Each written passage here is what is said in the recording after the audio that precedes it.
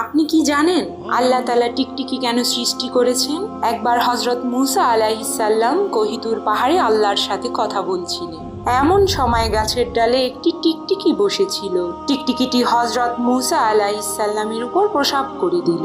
মুসা আলাইহিস সালাম তখন অনেক রেগে গেলেন এবং আল্লাহকে প্রশ্ন করলেন, হে আমার রব, আপনি টিকটিকি কেন সৃষ্টি করলেন? এই টিকটিকি তো মানুষের কোনো উপকারে আসেই না। অতঃপর মহান রাব্বুল আলামিন বললেন, হে মুসা, কিছুদিন আগে টিকটিকিটাও আমাকে একই প্রশ্ন করেছিল।